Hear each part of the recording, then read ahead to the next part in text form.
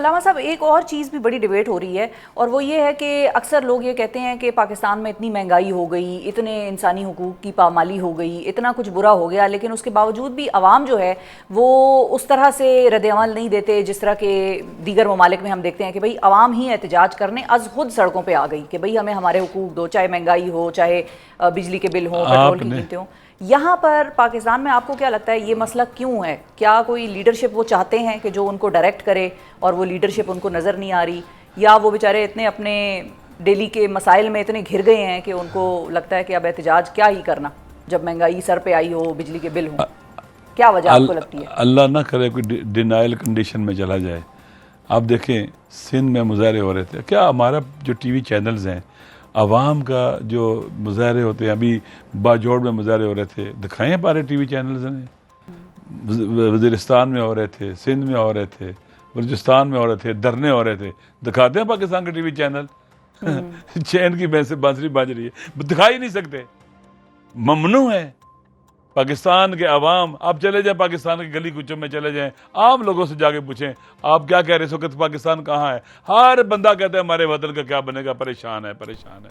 लेकिन आजकल का मीडिया उसका भी गला गौंड दिया गया पी एक्ट के तहत। आप बात ही नहीं कर सकते हैं। ये मुल्क को अंधेरे में रखना चाहते हैं, अंधेरे में चोरियां और डाके होते हैं, राजधानी होती है अंधेरे के अंदर, यानी कि आपको लगता है डाले जाते हैं अंधेरे में। ठीक है, यानी कि आप ये कहना है कि अवाम तो निकलते हैं और अवाम निकल रहे हैं, लेकिन उनकी उस तरीके की आप मुझे नहीं हो रही। बिल्कुल ठीक मेरी बेटी मुझे बतलाएं, प्लीज प्लीज मुझे बतलाएं, बाजोड़ में इतने बड़े अवामी इज्तिमात हुए, मुजाहरे हुए, टीवी चैनल ने दिखाए हैं? किसी ने दिखाए हैं? सिंध के अंदर इतने मुजाहरे हो रहे थे, किसी ने दिखाए हैं?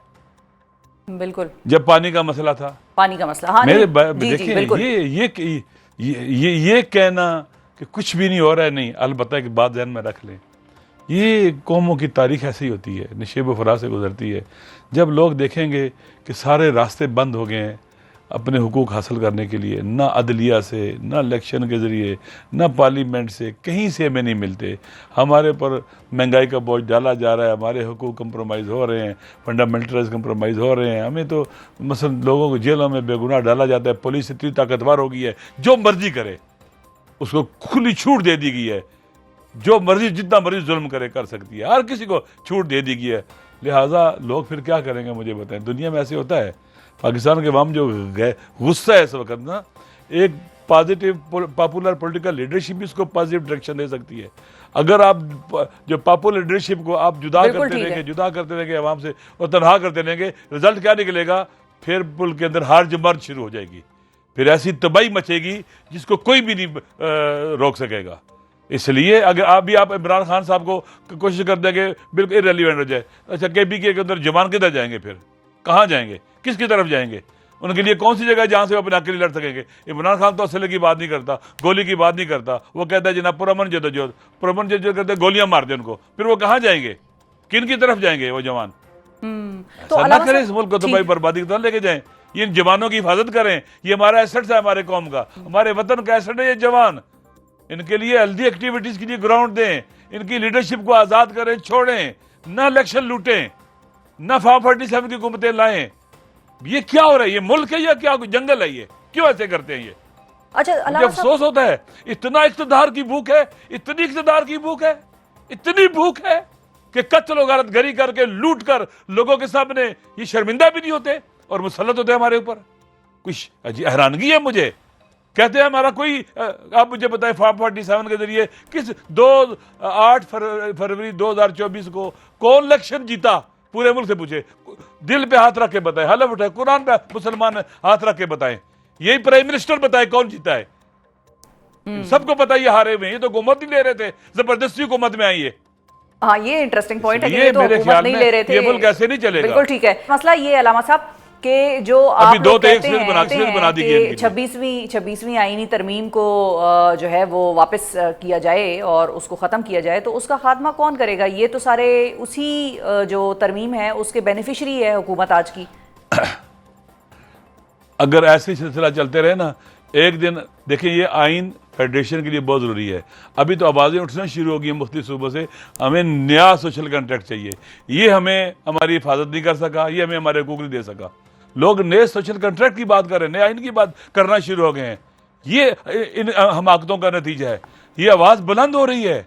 उस दिन आपने देखा नहीं था एपीसी के अंदर कितने लोगों ने कहा कि मैंने सोशल कंट्रैक्ट की जरूरत है पाकिस्तान के अंदर, हम रजाकाराना तौर पर पाकिस्तान का हिस्सा बने हैं। हम पहले लेकिन अलामा पाकिस्तान साहब, नहीं था, हम थे। आप नए सोशल कॉन्ट्रैक्ट की बात कर रहे हैं, लेकिन वजीर दिफा साहब तो हमें ये कहते हैं कि अब ये लोग कर रहे हैं। नया लोग कर हाइब्रिड रहे हैं। सिस्टम है। अच्छा, वो वजीर दिफा ये कहते हैं उसके मुकाबले में कि नया हाइब्रिड सिस्टम है, अब तो ये चल रहा है और बड़ा मजबूत चल रहा है, कहते देखें, हैं। मैं पाकिस्तान के अंदर सिर्फ पाकिस्तान के आइन के मुताबिक हुकूमत चलनी चाहिए। हम किसी हाइब्रिड सिस्टम को नहीं मानते। आइन जो कहते हैं उसके मुताबिक चलनी चाहिए। इनके पास इख्तियारात है। ये तो हमारी मुलाकात नहीं करा सकते इमरान खान साहब के साथ जब हमारे मुज़ाकरात हो रहे थे। ये परेशान थे, एक कर्नल इनसे कंट्रोल नहीं होता। ये गुमरान है, वाकईन अपने आप को गुमरान समझते हैं। मेरे ख्याल में देखें, पाकिस्तान सब का है। हमें अपनी फौज भी चाहिए, हमें अपने इदारे भी चाहिए, एजेंसियां सब चाहिए। हर किसी की जरूरत है। हर किसी को अपनी जगह होना पड़ेगा, फिर पाकिस्तान आगे बढ़ेगा। अगर नहीं, पाकिस्तान को तबाही बर्बादी से कोई नहीं रोक सकता। आप देखें, एक चीज ठीक करते, आप देखें, कहते हैं कि अयूब खान ने बड़ा काम किया, रिजल्ट क्या निकला? अयूब खान के मार्शल लॉ का बड़ी कहते तरक्की हुई, रिजल्ट क्या निकला? मुल्क टूट गया। अवाम को जब ठुकराया जाता है, अवाम को रेलिवेंट किया जाता है, अवाम है जो मुल्क बचाते हैं, अवाम है जो मुल्क को लेके आगे बढ़ते हैं, अवाम है जो तमाम मुश्किलात का बोझ उठाते हैं। आपने बजट पास किया, महंगाई इसका बोझ कौन उठा रहा है? अवाम। अगर जंग हो, बोझ कौन उठाएगा? अवाम। हर मुश्किल में हर चीज का बोझ अवाम उठाते हैं। इन अवाम के साथ लाडली औलाद की तरह मोहब्बत करनी चाहिए, प्यार करना चाहिए, इनकी बात सुननी चाहिए, इनका ख्याल रखना चाहिए। लेकिन हम कहते हैं कि इनकी कोई हैसियत ही नहीं है, ये तो कीड़े मकोड़े हैं। ठीक है, वो मेहमानों से ही बदतर है। बिल्कुल। अब उसी अवाम ने निकलना है आप लोगों के साथ कल के दिन और एहतजाज करना है। लेकिन एक तनकीदी सवाल है अलामा साहब, निकलेंगे, और वो ये है कि जो एपीसी का अलामिया आया उसमें सारे एक्शंस तो दे दिए गए, बेसिकली प्लान तो दे दिया गया, लेकिन उसमें से एक्शन मिसिंग है। मोबिलाइज कैसे होगी अवाम? ये तहरीक लंबे दौरानिए तक कैसे चलेगी?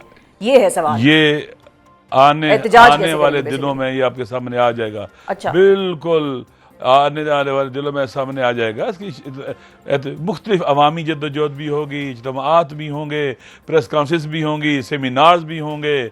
एक दिन किसानों का मुमकिन हो गया, आज का पूरे मुल्क के लोग निकलेंगे किसानों से इज़हार यकजहती के लिए। किसी दिन हम मसलन मिसाल के तौर पर कहेंगे आज के दिन पूरे अवाम पाकिस्तान के साथ इज़हार यकजहती के निकलेंगे कि पाकिस्तान के आइन के साथ। ये हम इंशाल्लाह आप देखेंगे प्लानिंग हो रही है और खुदावंद मुताल ने हमारी मदद करेगा और हम मुल्क को पुरअमन एहतजाजात, हेल्दी एक्टिविटीज़ के जरिए और अवामी प्रेशर के जरिए चीज़ों को ठीक करेंगे। और हम पुरअमन एहतजाज करेंगे, हम कभी भी किसी को पत्थर नहीं मारेंगे, ना गाली देंगे, ना गाली गलौज करेंगे। ठीक है, और क्विकली ये भी बताइए कि सड़कें वगैरह बंद करने का भी कल का कोई प्लान है? सड़कें वगैरह बंद करने का एहतजाज है, कल जगह जगह एहतजाज है। सड़कें तो ये खुद बंद कर रहे हैं, हमें जरूरत ही नहीं है। अच्छा, पार्लियामेंट जाने का इरादा भी रखते हैं? पार्लियामेंट जाने का इरादा भी रखते हैं जी? कल मैं इस्लामाबाद में नहीं हूँ, कहीं और होगा, लिहाजा अच्छा, कल पार्लियामेंट वाले दोस्तों को पता होगा। अच्छा, ठीक है। और क्विकली ये भी बताइए अलामा साहब के जो आपकी लॉन्ग मार्च है अरबईन के हवाले से, कि जहां पर लोगों का 50 अरब रुपए का नुकसान हो रहा है आपने कहा, और अगर फ्लाइट से जाएंगे तो मजीद 48 अरब रुपए का हो जाएगा। इसको किस तरह से रिवर्स कराने की स्ट्रैटेजी बना रहे हैं आपकी हुकूमत? इस पर सोचे और कुछ होश के नाखून ले। देखें, ये हुकूमत, आप मुझे बताएं, किसी की बात सुनती है? किसी की सुनती है ये बात? आज तक सुना है इसने अवाम की बात को? अब अभी देखिए ना, खुद चीनी की कितनी बड़ी करप्शन, कितना बड़ा स्कैंडल है, और चीनी की मिलों वालों ने किया है। यही लोग हैं जिनकी चीनी को हुकूमत में, जो चीनों की जिनकी फैक्ट्रियां मिले हैं। हम वहां जाएंगे, हम रिमदान तक जाएंगे, ये हमारा हक है। हमारे पास, हमें क्यों रोका है इन्होंने? किस वजह से रोका है? चंद दिन पहले लोगों ने तैयारी की हुई है, 1 साल से तैयारी करते हैं, पैसे जमा करते हैं, गरीब लोग हैं, बड़ी मुश्किल जमा करते हैं पैसे, वो पैसे चले गए, वीज़ों के लिए चले गए, और उसके बाद जनाब ये कहते हैं, अचानक कहते हैं कि ना किसी से बात करते हैं, ना किसी को अनबोर्ड लेते हैं, ना स्टेक होल्डर से बात करते हैं, ना कोई मुतबादल देते हैं कि आपको फेरी के जरिए भेजेंगे, आपको C-130 के जरिए हम बॉर्डर के करीब उतारेंगे, वहां से फिर आप आगे निकल जाएंगे। कोई रास्ता नहीं बताया इन्होंने। अफगानिस्तान का रास्ता ये अपना लेंगे, कोई रास्ता नहीं बताया, अचानक बंद। ये तो जैसे इन्होंने क्या किसी से पूछा ही नहीं, अपनी मर्जी से बैठकर इन्होंने कहा चीनी बाहर एक्सपोर्ट कर दो, फिर अब बाहर से मंगवा लो। ये अवाम के साथ अवाम को तकलीफ देना, अजियत में देना, शायद इनको इससे सुकून मिलता है। बाद लोग मरीज हो जाते हैं तो उस जब तक किसी को तो अजियत उस और लॉन्ग तकलीफ ना मार्च का देना फिर क्या उन्हें हल निकलेगा सुकून लामा नहीं। साहब? हाँ, अगर ये सुनते ही नहीं है हम बात जाएंगे, किसी हम जाएंगे रिमदान की तरफ, हमारा हक है ये। ठीक हम है। जियारत करते हैं, हमारे अइम्मा अलैहिमुस्सलाम ने ताकीद की है। उनसे पूछा गया कि अगर रास्ते ना अमन हो क्या करें? इमाम ने कहा आपको करबला जाना है। ये क्यों रोकते हमें करबला जाने से? बिल्कुल क्यों सही। रोकते हमें ये करबला जाने से? क्यों हमारा नुकसान करते हैं गरीबों का?